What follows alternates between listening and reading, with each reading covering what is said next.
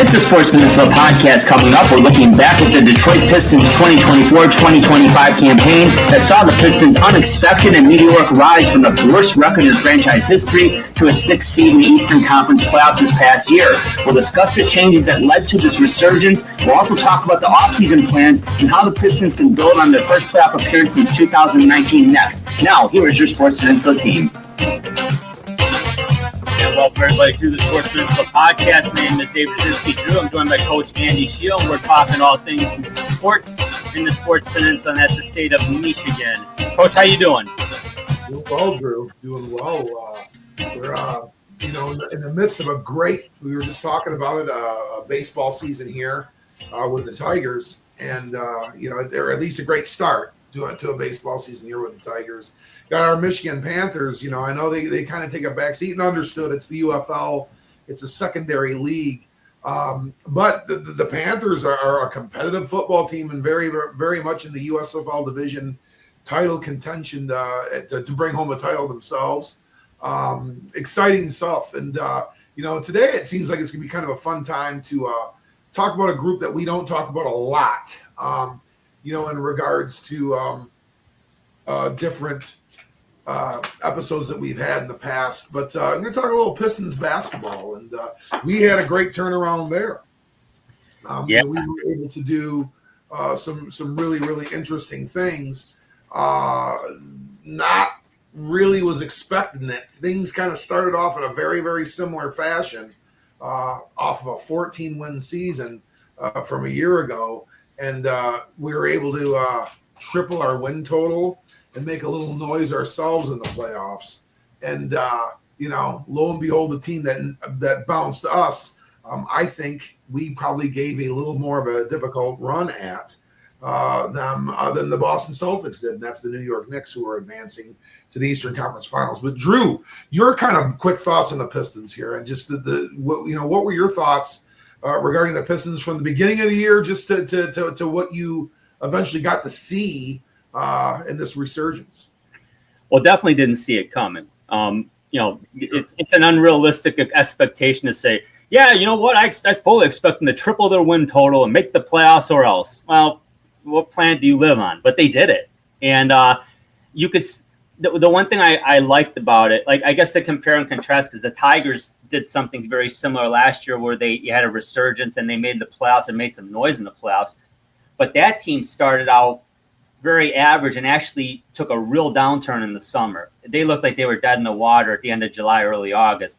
The Pistons never could get quite over 500, but they were hanging around that 500 mark a lot. And then right when they would either get there or get close, they'd have a 2 or 3 game losing streak. So it was like they were kind of stuck there. But as a fan, I'm like, well, hey, that's certainly going to equate to more than 14 wins. So certainly improvement you could see right away. You could see a better commitment to defense. I think, and I know you're talking about Coach Bickerstaff, but I think that was a major factor in that, because that team had a better commitment to defense, and lo and behold, the win total tripled. So kind of a correlation there. But that's how I saw it, and certainly was very happy at the end. Heck, they were at least knocking on the door of the 4th seed for a little bit there until the very end of the season. So very, very nice season. A lot to look forward to and talk about.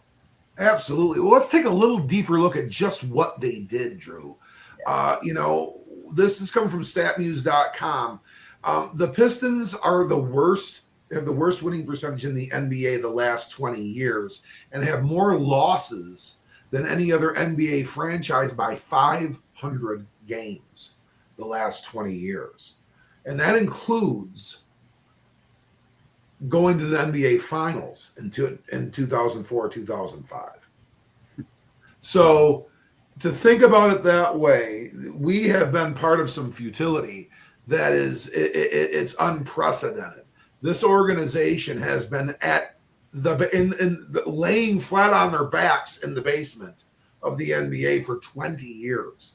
And what they were able to accomplish was they became the first team to triple their win total from one season to the next. As you had mentioned, in 2023, 2024, they were 14-68. We one-upped ourselves, or two-upped ourselves from our previous act of futility, which was 16-66. So, we got better in a worse way. If that's so much saying that. This year, 44-38 regular season, a 30-game turnaround, 30 wins Unreal. more than last year. That's almost half a season. Yeah. I mean, it's almost half of a season's win total improvement. And this is our first winning season that we've had here in Detroit in 9 years. We have not had an over 500 season in 9 years.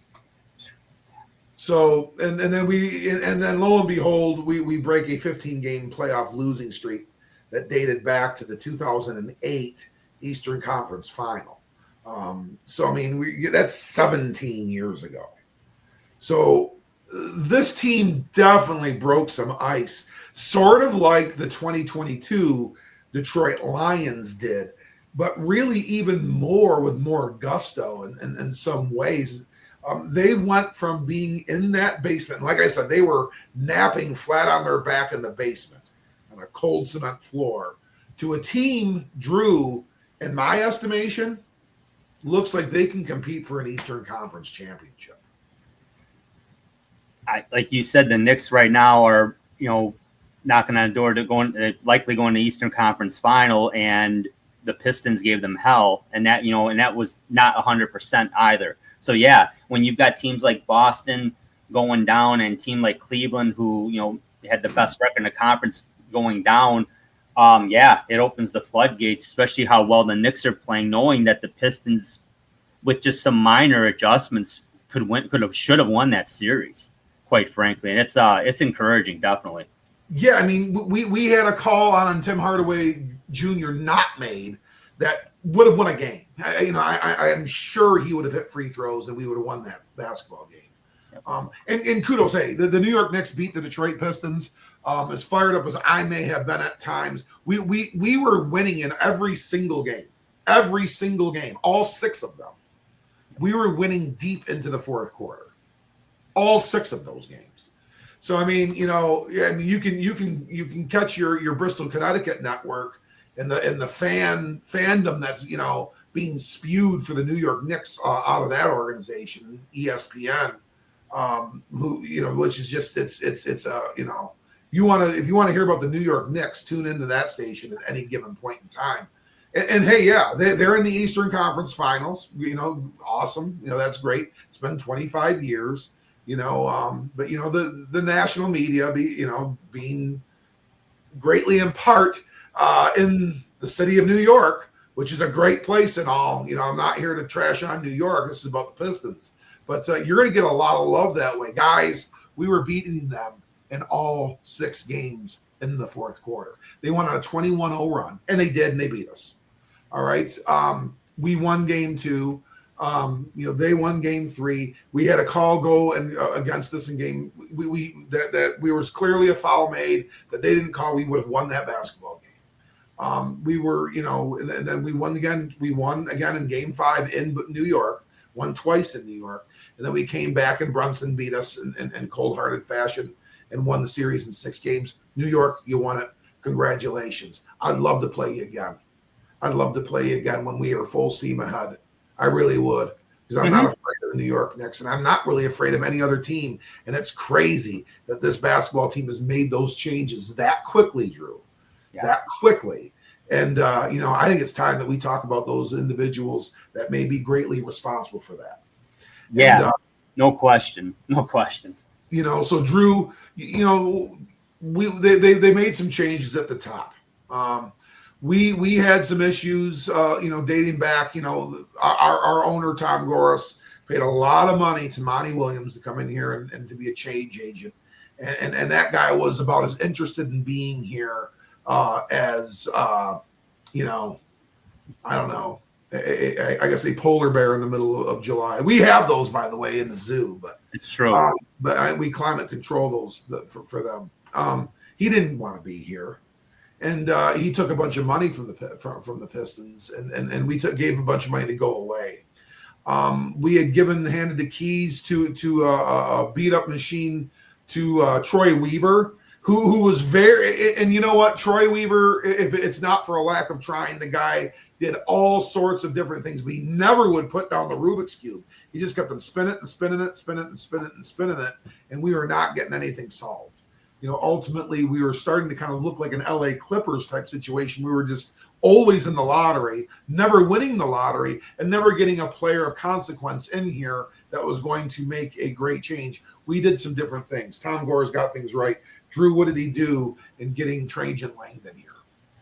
Well, I think he got a guy, to your point, I think Weaver had the right idea, but like you said, as a great great analogy, he wouldn't quit spinning the Rubik's Cube. I think Langdon is more of a measured, focused front office GM, and he obviously he is a very good player. The Alaskan Assassin, right? He was the Pelicans GM, assistant with the Nets, and he was a scout for the Spurs. So he came up, certainly starting out in the Spurs organization. That's a big thing there. But I think there's no doubt he brought a level of stability that maybe Weaver wasn't giving them. But again, not for lack of trying. I mean, Troy Weaver, if he did anything really well, he got them out of all of those really bad contracts that happened under the Stan Van Gundy era at that point, where you had the Reggie Jackson, the Blake Griffin, Andre Drummond, that was the last playoff team, but that didn't work. But no, I think Langdon's brought some stability, and now he's established the building foundation blocks for this organization. Now they're building upon that versus constantly tearing it down, trying to build up, tear it down again. And I think that's a huge move. But I think his best decision was to part with Monty Williams and bring in JB Bickerstaff. Well, I know you got some things to talk about. Absolutely. We're going to get to that in 1 second. And you hit some home runs there, Drew, with Trajan Langdon. I mean, he played college basketball at Duke University for Mike Krzyzewski. He was an NBA first-round draft pick, played briefly in the NBA, part of one rookie deal, then went over to Europe and was a Euro All-Star and a Euro League champion, multi-time Euro League champion. Wound up playing 12, 13-year pro basketball career. And then came back, started working for Greg Popovich's regime down in San Antonio as a scout for them, helped them fortify, another run. And then, became assistant GM with the Nets, was real active with them, and then helped the Pelicans really become a playoff team. I mean, and the Pelicans, yes, they we can talk about, and we were not going to, but, but if we were to talk about the Pelicans, you could go one of two different ways. You could say, oh, it's an underachieving team, and they're not built to win at all, and who are they? Well, they're a back end Western Conference playoff team in a conference that's got some real power players in it. Yeah. That's tough to crack that top four. So they're usually a top 8 team in the Western Conference, which is pretty doggone good. Considering all the great teams that are out there. So Trajan Langdon, really has kind of a resume built on success. And you're right, Drew. I think it started, number one, his first great move was bringing in a new guy, and I guess it was about May, I guess maybe it was June of 2019. May, June of 2019, the U of M basketball, program got a bombshell that John Beilein was going to lead the organization and become head coach of the Cleveland Cavaliers. And that did not go well. No, that did not go well. And it didn't even last, I think, half of a season before, they moved on from Coach Beilein, and he was, actually working for the Pistons. Then thereafter in a developmental role. And they brought on an interim coach by the name of JB Bickerstaff. And all he did was bring them to the playoffs 5 consecutive years. That's all he did. And then he was very unceremoniously let go because he was seen as the guy that couldn't get them over the top in the playoffs. Well, Drew, what has now happened once again to the Cleveland Cavaliers? Yep. They're second round rich. That's as far as they could get. Don't think it's the man on our right hand, or the right side of our screens issue here. I think we got a gift from the Cleveland organization, very much like we were gifted Johnny Peralta from Cleveland once upon a time that fortified our baseball team. I think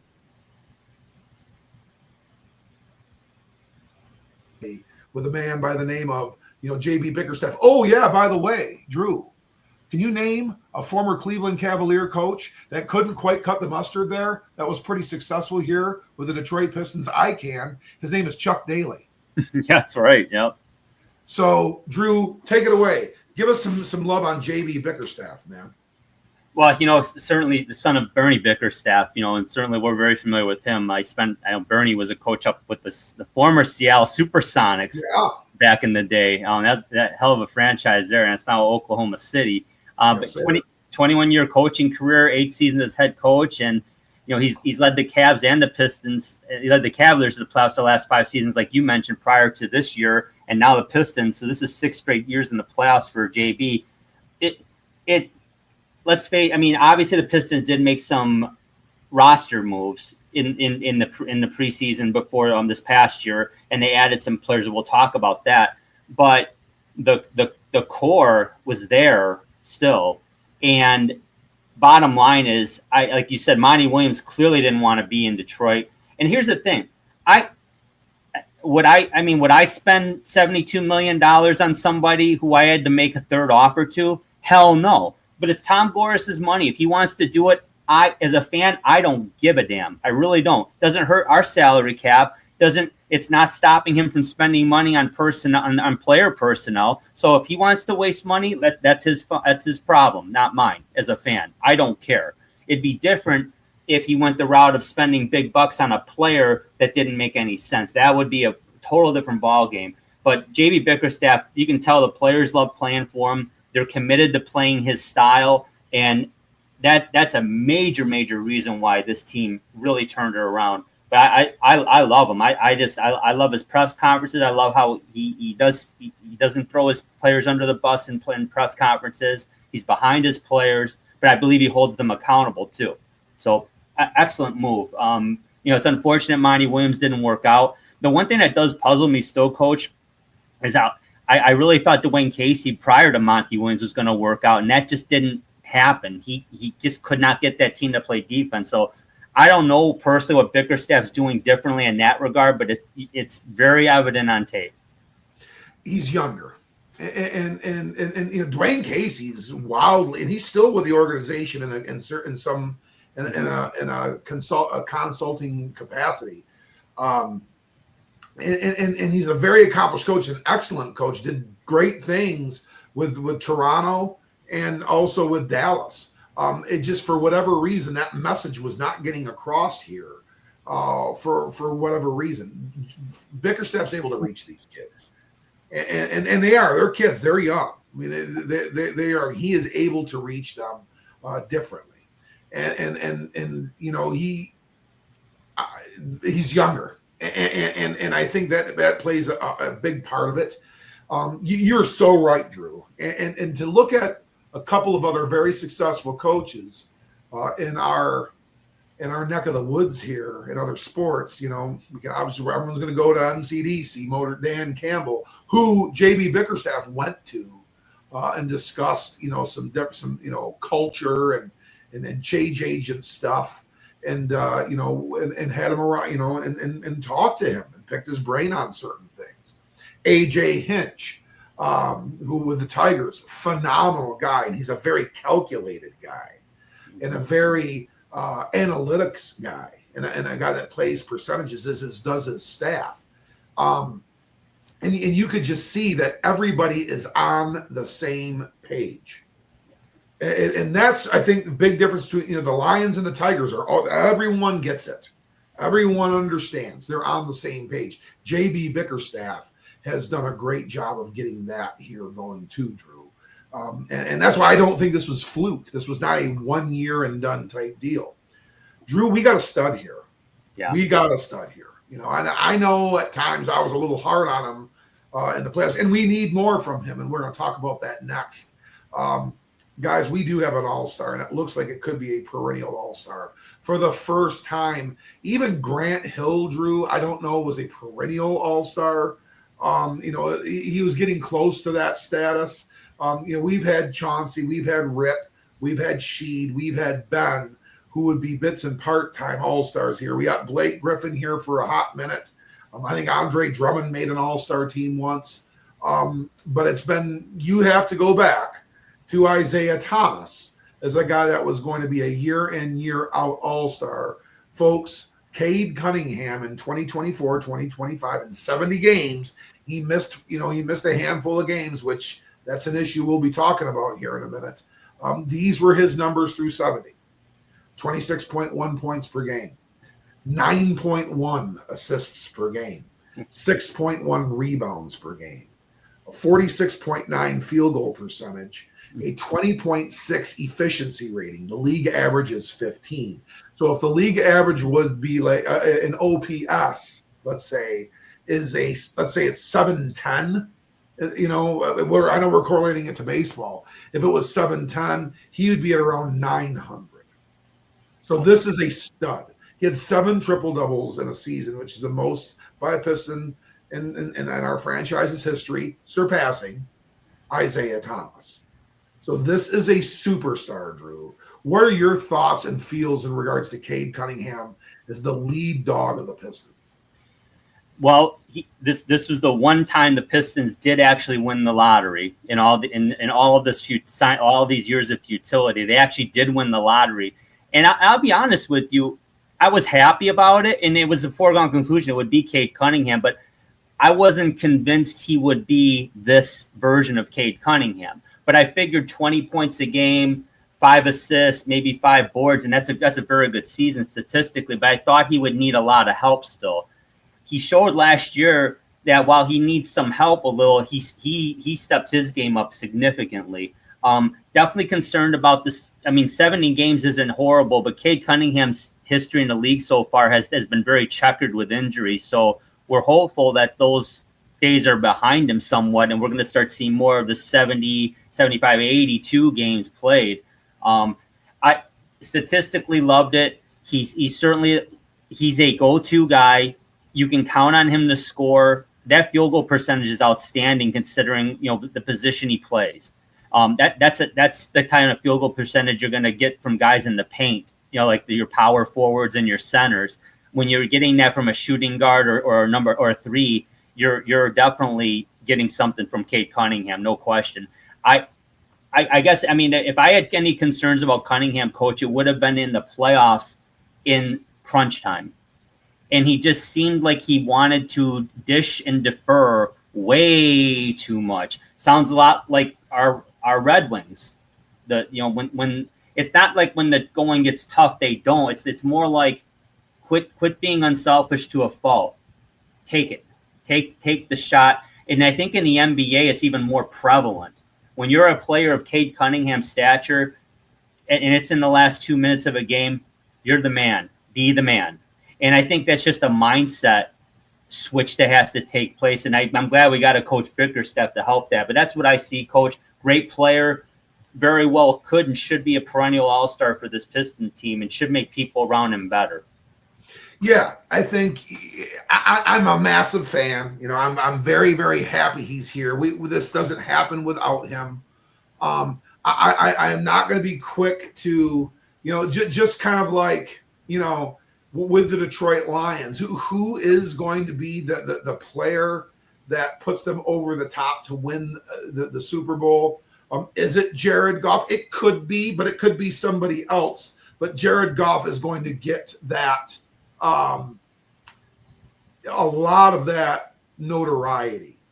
And if we don't get it done, he may continue to be as good as he has, but it's going to be also Jared Goff as the reason why we couldn't get it done too. Yep. That's the same type of deal we've got with Cade Cunningham. We're going to talk about some other guys here in a minute. And what he needs to still be able to do. He is going to put up numbers that are like the best version of Grant Hill on a given day. Those are going to be Cade Cunningham's averages. What position does he play? Well, what position does he play? Is he a small forward? Is he a shooting guard? Is he a point guard? He's really all three at any given time. There's a versatility here that we're just not. We just have not been accustomed to, and we finally saw it uptick big time last year with Cade. Now, what does he need to do? He needs to become a Jalen Brunson. He needs to be a guy that's give it to me. Go ahead, MF me. Put my name all over the billboards in town. MF me in unison, 20,000 large. Go ahead and do it. I'm going to beat you in your stadium. Mm-hmm. And he did. Yep. Cutthroat. That's what we need to see out of this guy. And can he do it in 1 year? I am not so sure. Do we have a Luka Doncic type player here? We do. Does he need a Robin? As we've been it's been so cliche and said so much on the social media lines, and also in media as well. We may have that player. True. But I hope, have not seen the most clutch version of Cade Cunningham yet. And he's done some clutch things. He won some games for them in buzzer beaters and at the end of games during the regular season. He certainly is capable. And I don't think he doesn't not want to do it, but that's what we need to see out of this guy, Drew. I 100% agree. He is our star. He's our unequivocal star. He is the Jared Goff of the Detroit Pistons.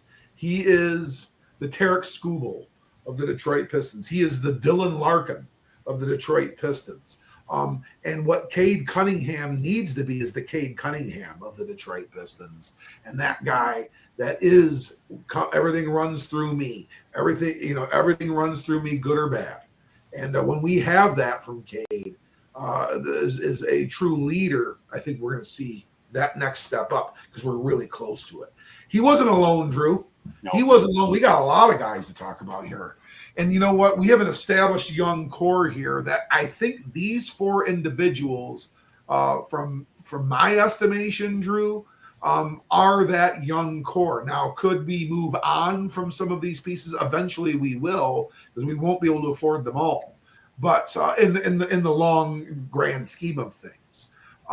But Asar Thompson, Jalen Duren, Isaiah Beef Stew Stewart, and Jaden Ivey represent some really, really good players. Asar Thompson, has a 108.0 defensive rating. He's an elite. He became an elite perimeter defender. Yeah. An elite perimeter defender by the end of this past season. Duren is a double-double average player. He averages a double-double, and I think he had the second most dunks in the NBA this past year. So he is at the rim. He's at the rim. He had a higher efficiency rating than Cade Cunningham. Yeah. And he shares the position with the top rim defender in the NBA, and that's Isaiah Stewart, who really signifies the classic Piston mantra, which is a tough, come bring it, hit me square in the jaw, I'm coming at you, I'm going to hit you square in the jaw mentality, defensive-minded mentality, physical mentality, stir it up mentality. And he averaged almost 1.5 blocks a game. He had the highest defensive rating on the team, and he was critically missed in the playoffs because he really played a half of a game, and he wasn't eligible. A guy that didn't play after New Year's Day was Jaden Ivey, who really was our second leading scorer. He shot over 40%, almost 41% from three. And he was out, and really, his athleticism and his ability to get to the rack. I mean, we're talking kind of like, what he was starting to look like was a version of a Dwayne Wade. And that would certainly couple pretty nicely with Cade Cunningham and what we've gone on. Drew, what are your thoughts on these four guys? What are your thoughts? Because to me, at least three of these individuals, I think, are going to be around for a long time. Yeah, you certainly hope so, because missing the two gentlemen on the right was certainly detrimental in the playoffs. No excuses, but it is what it is. They had missed Ivy for the last 52 games of the year, so they were rolling without him. Certainly could have used him, but they managed to work through that. And in a way, it helped others emerge and to see what they have too. So that in a sense, I mean, that's great. That next man up mentality really paid off for the Pistons. That's not to say that, okay, well, they don't need Jaden Ivey. Oh, yeah, they do need Jaden Ivey, because to your point earlier, Cunningham does need a Robin of some kind. And Jaden Ivey is clearly that guy in terms of skill set. They miss Stu's muscle inside and his defensive toughness. And quite frankly, he's a policeman on that floor. There's going to be no nonsense. There was a lot of nonsense that happened in that Knicks series. I think B. Stu would have squashed real quick from a couple Knicks. One thing that really impressed me, Duran did what he does in that playoffs, but Thompson really emerged as a guy. I mean, he was the only Piston defender that really was able to give Jalen Brunson hell. Jalen Brunson struggled against him because of his length, and he had not only his length but his speed. So I'm really encouraged by this group. Again, there's no Cade Cunningham here, but Jaden Ivey is certainly somebody who could be, I guess, to compare in Piston terms, his Joe Dumars to Cade's Isaiah, very much in play. I think that's a really, really, intriguing comparison. I think it really does, and I fully agree with Asar Thompson. He and Jalen Brunson admitted it. He said that guy's big time. Yeah, he did. He's a big time defender. He can play, and he had a 53.5 field goal percentage. I mean, we're talking about a guy that gets to the rack. He gets good and easy looks. Now, there were times where he was having a hard time getting a shot off, where what they were getting the ball to him underneath the basket. He needed to space a little differently. That got to be, there's little reoccurring things. But he's also a very young guy. I think he turned 21 years old during the season. His twin brother is one of the emerging stars of the Houston Rockets, Amen Thompson. And Asar Thompson, again, just that elite defensive ability. We're talking Dumars, Rodman type defender. I mean, Asar Thompson's 6'7", 6'8", and we had him defending the point guard, and he has the capability to do that. If you watch Pistons basketball, the effortless lobs that he caught during the regular season and threw down with ease. He just oozes athletic ability. I think Asar Thompson is a huge piece to our future. And with Duran, he is as athletic of a center as there is in this league. And he's a mismatch issue for some of the bigger, more clouded-footed guys. What we have to account for is if those individuals can shoot, we've got to be able to defend them on the perimeter. Karl Anthony Towns did that to us. But Karl Anthony Towns was not going to play inside basketball. He did nothing of consequence down low. He didn't. I mean, Jalen Duran was too much of an athlete for him, and that's with Stewart sideline, as you had said. And I'm not going to go into great detail on Stewart and Ivey because what other than what you've already said, Isaiah Stewart kind of is that almost that kind of captain, that blue collar Piston, that kind of is the definition of a Detroit Piston. And Ivey, Monty Williams did not seem like he was in favor of Jaden Ivey. He did not seem very, very happy with him at all. And it took a minute for him to kind of step up. We just started to see it. And would have this, would have we won 30 more games this past year with Jaden Ivey? I think we would have. But it would have looked different. It would have looked different. And because we really need to depend on the next group that we're going to be talking about. And that is the guys that we would refer to as the four main catalysts on this team, and the veteran presence that was brought in by Trajan Langdon first and foremost, and that is Malik Beasley, Tobias Harris, Tim Hardaway Jr., and then eventually, come the end of February, Dennis Schroeder. Drew, take it away, man. Talk about these guys. Well, yeah, here's where I get as far as talking about the season. These guys were critical to the success of the Pistons. Beasley and Hardaway, specifically Beasley with his 3-point shooting. I mean, unbelievable season to get almost 16.5 points a game from Beasley and 41.5% 3-point shooting. I mean, he was the all-time leader in 3-point field goals in a season for the Pistons last year, and he was second in the NBA in 3-point field goals, I believe, to Steph Curry.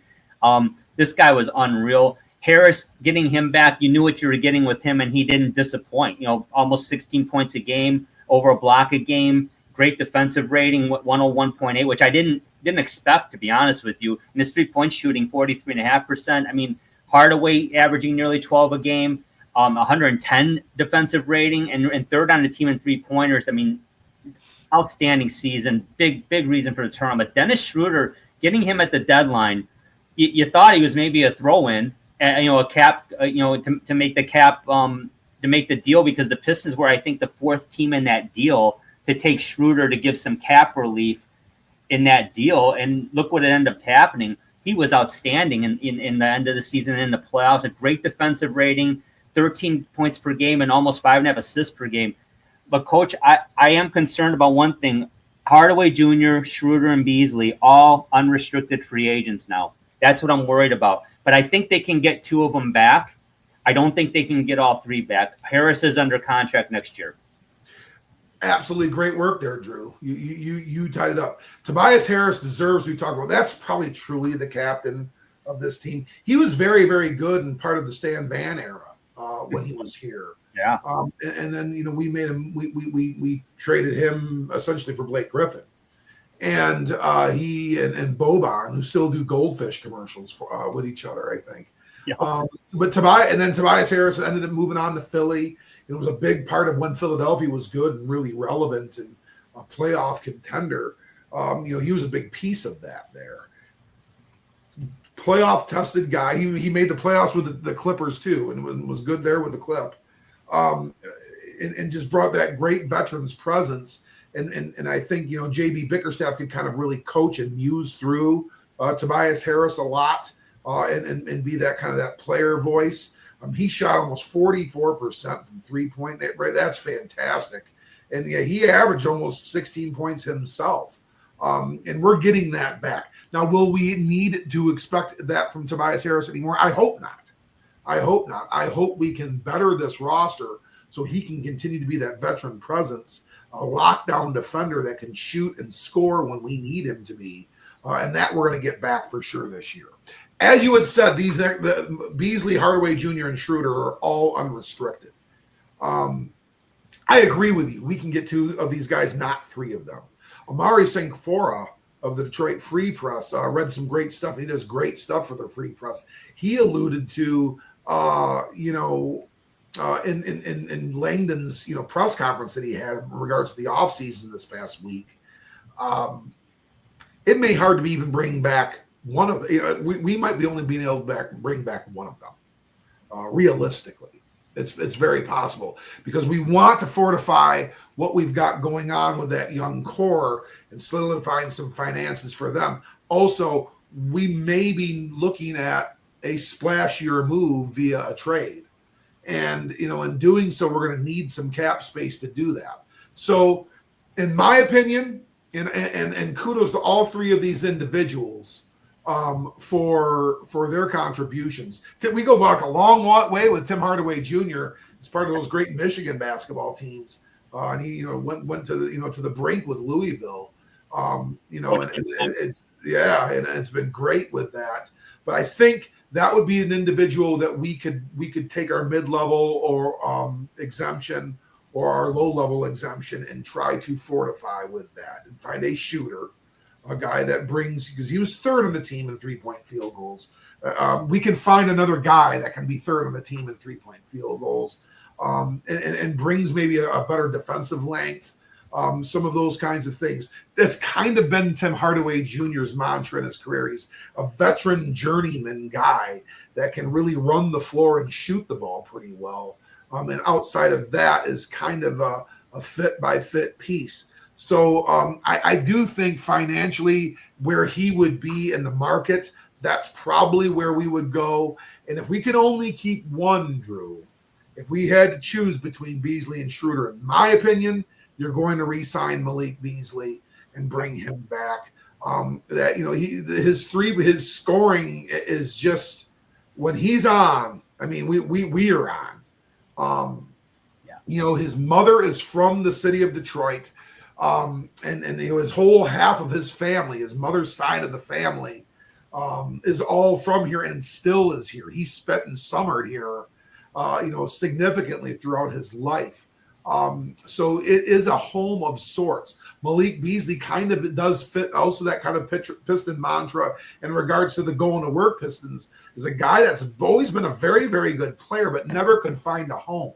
Very similar to Chauncey Billups, very similar to, in a way, Rip Hamilton. He really found his home here. Are there holes in Malik Beasley's game? When he goes cold, it can get kind of rough. But he broke that Pistons all-time three-point record in the single season in February. It's crazy. He beat Sadiq Bey's record in February. So, he was second in the league this past year. Now, can we expect that from him again? I don't think that's fair. But again, I think we are talking about a guy off the bench that is an absolute catalyst. He gets under people's skin. He's got the little shimmy and that kind of thing. And when it's going good, it shuts a lot of people up. And he can get people a little fired up, too, and get under their skin, which, is never a bad thing here with the Detroit Pistons. But that's where I would go. If we could only keep one, I would go with Beasley. If we could keep two, I'd love to keep Dennis Schroeder around. I would love to, at least for a short term in the interim.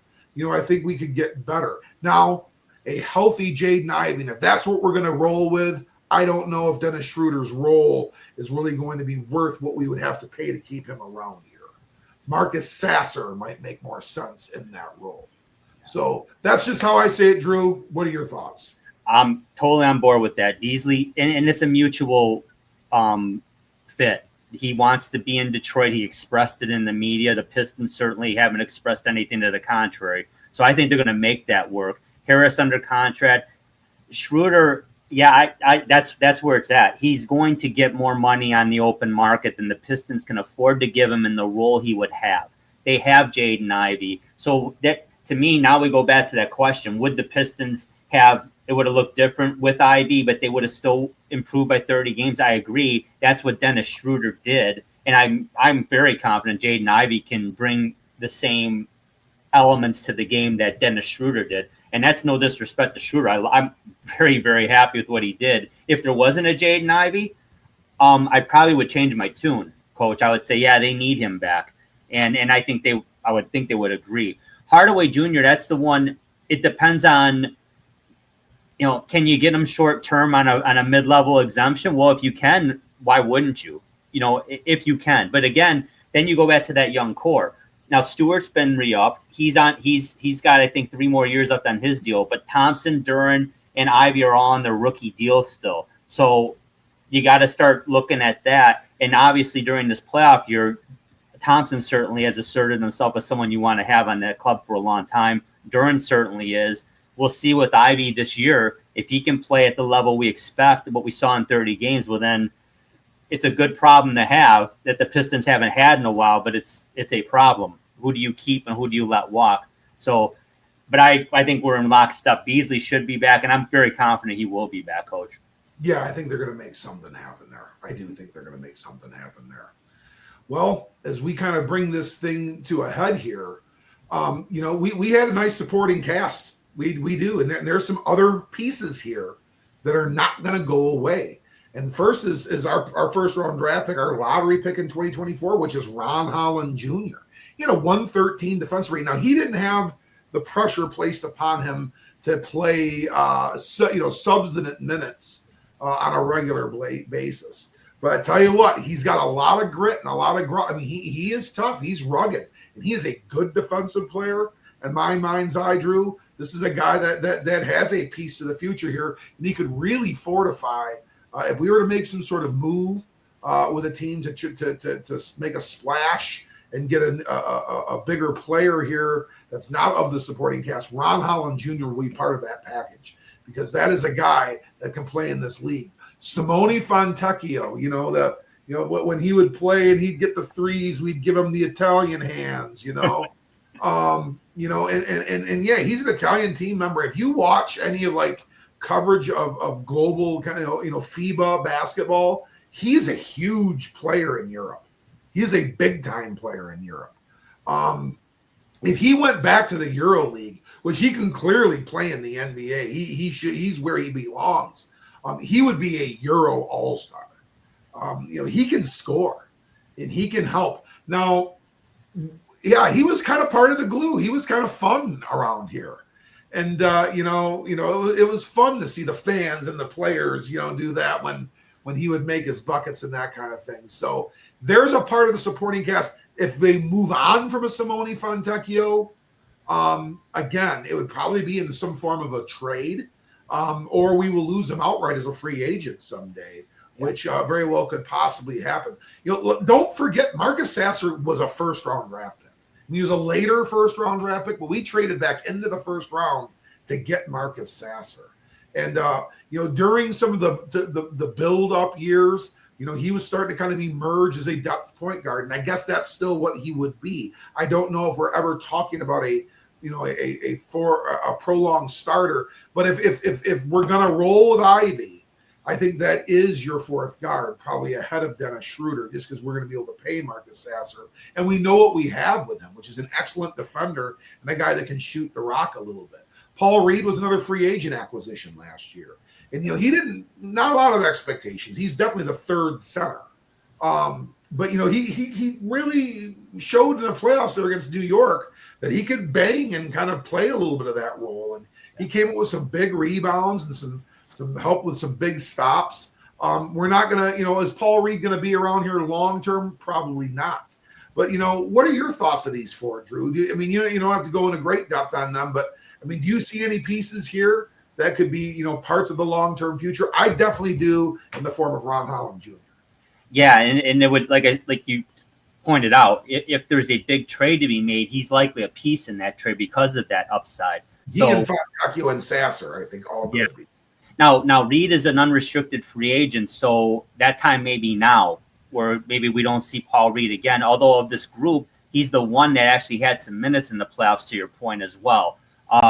Fontecchio's got his role, and he's on the team next year. And Sasser and Holland are under contract as well. But yeah, ideally you want to see Ivy take over what Schroeder was doing and pick up where he left off and before the injury. And then you'd like to see Sasser move right in behind him and provide what he can provide, which, like you said, is very good defense and improving offense. Holland's got a lot of upside too. Yeah, this is a nice group here, and it's they have another 2 years to see what Holland and Sasser can do, and that's good. And they have the ability now, being the supporting cast. They're the second unit. They're going to get an opportunity to be able to step up. So I think that's encouraging. This is a very important group on this team for them to keep building and getting better, in my view. 100%, Drew. 100%. They're going to help fortify wins in that regular season. And we need a little bit more. Clearly, we need a little bit more. Could one of these individuals be that piece? They definitely could, in adding to us being a team that's truly a contender for the Eastern Conference.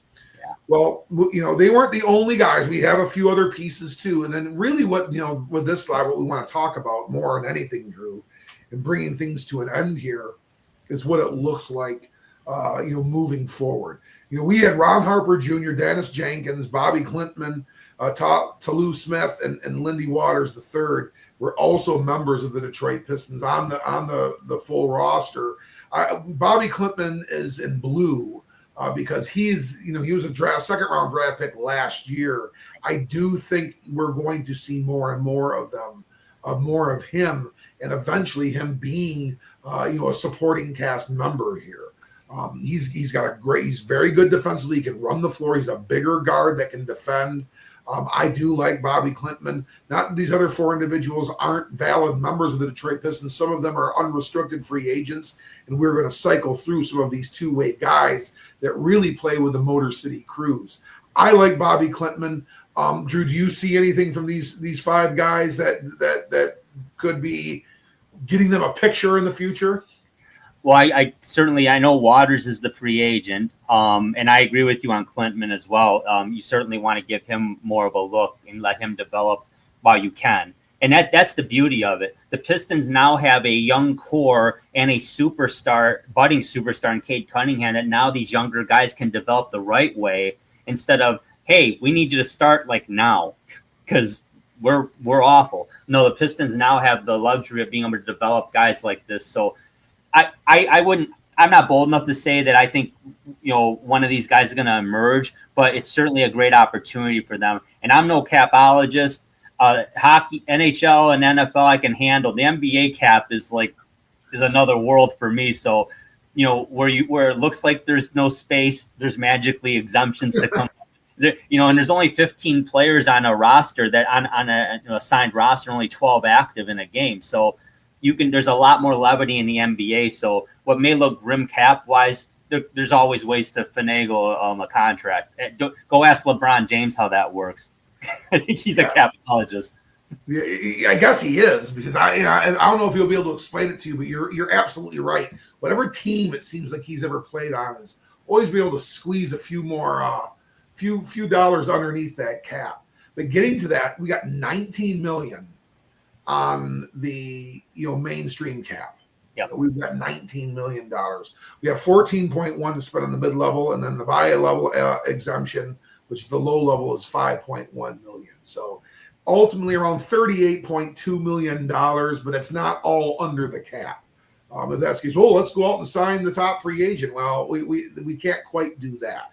But we do need to be kind of considerate of some things. How we want to use this cap. Do we want to use it on the mainstream free agent market? Do we want to use some of these funds to, kick down the road, so to speak, to take care of Asar Thompson and Jalen Duren or Jaden Ivey if you decide to go down that route? How much do we want to spend on Malik Beasley? Is that if that interest is mutual, he's going to have to be somewhat wise to that $14.1 million number in that total. Now, can we go above that a little bit in the luxury tax? We can. Could we give him $16, $17, $18 million a year? We could. However, that's going to then come out a little bit of that cap space at the top. That's a cap number. Is that going to yield you a perennial all-star? Is that going to get you your Robin player next to Cade Cunningham? Not alone, it doesn't. Not alone, it doesn't. We would have to package some salary along with that, but you would be if you're getting that. Is that kind of cap dollars that you could utilize in a trade that could make a substantive move to make the Detroit Pistons look a lot different and maybe be a lot different in regards to their ability to be consistent in scoring and those kinds of things? It could. And, the names we can go on and on and on about, that's not really what we were intended to do there, Drew. But, and I know you do a great job with cap numbers. And don't sell yourself short. You're as good of an NBA capologist as we've got on, the air right now. So, I mean, you're phenomenal at this stuff. How do you see the cap space?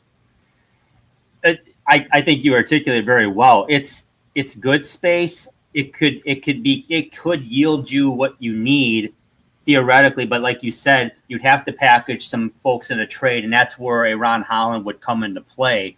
A guy like that, not a lot of salary, but a lot of upside in that case. That mid-level exemption's got Malik Beasley written all over it. I mean, honestly, that seems like a really good move there. And quite frankly, if I'm gonna try and reference his number from last season, I want to say he was around $9 million last year, and I do have it up now. And long story short, $6 million. So honestly, I think that works out very well for the Pistons and Malik Beasley. And maybe they can work out the contract where again, I'm not sure. You can do a lot of things, but Beasley makes a lot of sense there. 30 or something like that. Yeah. And it'd be great to get Hardaway on maybe another 1-year deal. I don't know if he's willing to do that, but maybe he is. If they do, he was at he made a lot of money last year because he had a big contract that the Pistons took on. He was at $16 million. I don't think it's realistic for him to expect that kind of coin going forward, honestly. From the Pistons, no, not from the Pistons, no. So that's where I'm a little reluctant to say he'd be back. But Beasley, I think this is a very good fit there. So I think they're in good shape. They have their core back. If they can re-sign Beasley and maybe make a trade and maybe get some help from the draft this year, although They've only got one pick, like it's shown on the screen there at 37. So a rare exception this year. The Pistons aren't in the lottery, and we're not watching their ping pong ball get bounced from 1 to 5 or 1 to 4 or 1 to 6 or something like that. So that's a good thing. But no, I think it's encouraging. But I don't think they don't need to make the splash move, and I'm not sure there's a guy out there in free agent land even, or there could be a sign and trade. I'm not sure who that would even be, to be honest with you. I think they need to see a little bit more of what they have. There's still time to keep developing what you've got. Maybe add another key vet like you did last year and added several key vets. That's a good recipe right there. But let's develop that core. Let's develop these young guys. Let's not keep, like you said, let's stop that Rubik's Cube. And that's Trajan Langdon alluded to that. That is going to be part of the deal here. We're going to work with the ingredients we have. We're going to let this stew congeal a little bit more. We're going to see, and we're going to develop and get to be more synergistic here with what we have. We're building upon this. We're not tearing it down and redoing it per se. There are teams that do that, and ultimately they end up kind of being, the destruction of their own hand, because they really tear down what they already had. Didn't talk about the draft pick very much. It's the 37th overall pick. That's a second round lottery pick. Yeah. I mean, that it's a higher second round pick. I mean, there have been NBA Hall of Famers that have come from the 40th, 43rd pick. So, I mean, I'm not saying that we're going to draft stud player, but definitely something that's going to probably replace one of those names above. That's certainly going to happen. And a guy that could be on the slide before that as a supporting cast member, really even starting next year. It's very, very possible, especially if we were to make some sort of big splash move, and where we would, take a lot of cap numbers down and, trade some pieces off to make the salaries work. We're going to need that player. So it's an interesting one, and we'll see what Langdon can do with it. If we stay out of the first round, or if we try to somehow, somebody's drifting back and we're able to get somebody at the very tail end of the, 3-4 picks ahead and get up into the first round again to get that player. This pick would obviously be used in that, and we'd leverage future picks to do so. But it's exciting stuff, Drew. We've got a basketball team here again that is that's definitely fortified. So, I mean, I guess that really kind of alludes, and this really goes out to the viewers out there and to all the other Piston fans. Now what? Now what are we going to do? Well, Drew, I think we gave some realistic possibilities here, without going into too much crystal ball stuff, because, I am not so sure we're going to be crazy active on free agency or making big trades. We could do something fairly substantive. Who knows? But in the end, Drew, it's great to have this organization functional again. It was a lot of fun getting into it. I've been a lifelong Pistons fan. I know you have as well. And, a couple of our buddies have been, and it was a lot of fun. And here's to many, many more playoff runs out of those Detroit Pistons. Any final thoughts, Drew? Like you said, it's fun. I would say, I was a fan probably the year or two before they got Isaiah. So you're talking the 1980 season. I remember the Lightning Bolt uniforms, but I also remember Paul McKeskey and Bob McAdoo were the stars on that team. Nice guys, at one time good players, but the team it wasn't working. They get Zeke and things start happening, and that's another episode in itself. But I love to see. It's great to see the Pistons relevant in the NBA, because I'll be honest with you, as a fan, the NBA, the way it's officiated, the way I'm not a fan of how that is, but I love the game of basketball, and I love how the Pistons play basketball. So this is really fun, a lot of fun. It sure has been, and hopefully we'll talk about a deep playoff run and the next time we talk some Detroit Pistons. But we'll have that be our last thoughts. And for the great Dave Druzinski, this is a Coach Andy Shield, and this has been the Sports Peninsula Podcast. This has been the Sports Peninsula Podcast. Thank you for watching, and don't forget to subscribe to our channel. Follow us on YouTube so you don't miss an episode at the Sports Peninsula Podcast. You can also follow us on Twitter X. Just look for @SportsP Podcast and follow us to keep up on sports around the great state of Michigan and beyond. You can also catch our show every Saturday night at 7 p.m. on the ESEN Network channel as part of Roku. When you want to hear all about sports in the great state of Michigan, there is only one Sports Peninsula Podcast.